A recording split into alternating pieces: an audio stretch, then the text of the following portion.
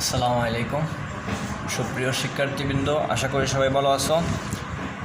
তোমরা দেখতে পাচ্ছ যে আজকের ক্লাসের মধ্যে আমরা চেঞ্জিং ডিগ্রি সম্পর্কে আলোচনা করব। তোমরা সবাই অবগত আছো যে ডিগ্রির মধ্যে 3 মার্কস অথবা 2 মার্কস থাকে। টোটাল চেঞ্জিং সেন্টেন্সের মধ্যে 10 মার্কস থাকে, তোমাদের বোর্ড পরীক্ষায় আসে। আর ডিগ্রি থেকে 2 থেকে 3 মার্কস প্রত্যেকটা বছরই যে কোনো একটা বোর্ডে থাকে। তাহলে আজকে আমরা সুপারলেটিভ ডিগ্রি থেকে পজিটিভ ডিগ্রিতে কীভাবে আনসার করতে হয় আমরা সেটা শিখিয়ে দেবো। তা শেখানোর আগে তোমরা যারা এখনও আমাদের চ্যানেলে নতুন সাবস্ক্রাইব করেন নাই, তারা দ্রুত সাবস্ক্রাইব করে নিন। আর বেল আইকনের মধ্যে ক্লিক দিয়ে সবসময় লাইক কমেন্ট শেয়ার দিয়ে ক্লাসের ভিডিওগুলো ফলো রাখবেন, ঠিক আছে? তো এখন আমরা ক্লাসটা শুরু করি। দেখো, সুপারলেটিভ ডিগ্রি থেকে পজিটিভ ডিগ্রিতে রূপান্তর করতে হবে। আমার এখানের মধ্যে কী আছে দেওয়া? বেস্ট আছে। এর মানে বুঝতে হবো ডিগ্রির ফর্ম দিকে বুঝতে হবে এটা কী আছে, সুপারলেটিভ ডিগ্রির মধ্যে আছে। কীভাবে দেখো, এটার পজিটিভ ফর্ম হচ্ছে গুড, কম্পারেটিভ হচ্ছে বেটার, সুপারলেটিভ হচ্ছে বেস্ট, ঠিক আছে? তাহলে এটা আমার সুপারলেটিভের মধ্যে আছে। এইরকম যদি থাকে তাহলে আমি প্রথমে কী করতে হবে, আমি রুলস লিখছি। দেখো প্রথমে কি বসে, নো আদার বসে। আমি প্রথমে লিখলাম রুলস অনুযায়ী নো আদার লিখলাম। তারপরে কী লিখছি আমি, দেখো তো সুপারলেটিভ ডিগ্রি এর পরের অংশ। তাহলে সুপারলেটিভ ডিগ্রি হচ্ছে আমার কি বেস্ট, তাহলে এর পরের অংশ কী থাকে, বয় ইন দ্য ক্লাস। তাহলে আমি সুপারলেটিভ ডিগ্রির পরের অংশ লিখলাম বয় ইন দ্য ক্লাস। তারপরে কী লিখতে হবে, আমার রুলস অনুযায়ী বার্ব লিখতে হবে, মানে হেল্পিং বার্ব। এখানের মধ্যে হেল্পিং বার্ব কী দেওয়া আছে, ইজ দেওয়া আছে, লিখলাম ইজ। তারপরে কী লিখতে হবে, স অথবা এজও লেখা যায়, আমি স লিখবো, ঠিক আছে? লিখলাম স।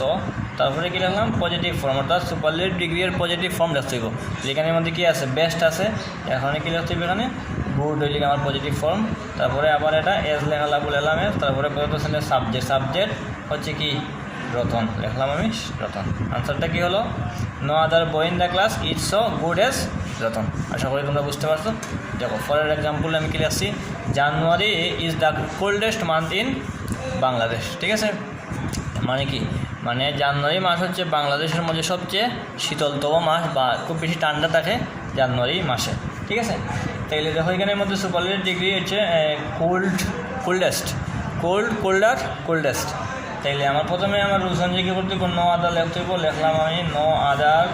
তারপরে আমার নিয়ম কি, সুপারলেটিভ ডিগ্রির পরের অংশ। সুপারলেটিভ ডিগ্রির পরের অংশ কী থাকে, মান্থ ইন বাংলাদেশ, লিখলাম আমি কি মান্থ ইন বাংলাদেশ। তারপরে আমার কী করা লাগবো, হেল্পিং বার্ব লেখা লাগবো। হেল্পিং বার্ব আমার কী দেওয়া আছে, এখানের মধ্যে ইজ দেওয়া আছে, লিখলাম ইজ। তারপরে কী বসাই দেব, স বসাই দেব, লিখলাম আমি কি স। তারপরে সুপারলেটিভ ডিগ্রির পজিটিভ ফর্ম হচ্ছে কি কোল্ড। তারপরে আবার এটা কী করা লাগবো, এজ লেখা লাগবো, লিখলাম এজ। তারপরে প্রদত্ত সেন্টেন্সের সাবজেক্ট হচ্ছে জানুয়ারি, লিখলাম আমি কি জানুয়ারি। উত্তরটা কী হলো, no other month in Bangladesh is so cold as January. বুঝতে পারছো আশা করি। পরেরটাও সেম নিয়ম। এখানের মধ্যে টলেস্ট হচ্ছে সুপারলেটিভ ডিগ্রি, টলার টলেস্ট, ঠিক আছে? তাহলে এখানের মধ্যে আমি প্রথমে রুলস অনুযায়ী কী করা লাগবো, নো আদার বসাই দিব, নো আদার লিখলাম। তারপরে কি সুপারলেটিভ পরের অংশ হচ্ছে ম্যান ইন দ্য ভিলেজ, লিখলাম আমি কি ম্যান ইন দ্য ভিলেজ। তারপরে বার্ব হচ্ছে আমার ইজ, লিখলাম ইজ। তারপরে স। তারপরে টল হচ্ছে পজিটিভ ফর্ম। তারপরে আবার এজ। তারপরে সেন্টেন্সের সাবজেক্ট হচ্ছে কি টিপু, শেষ।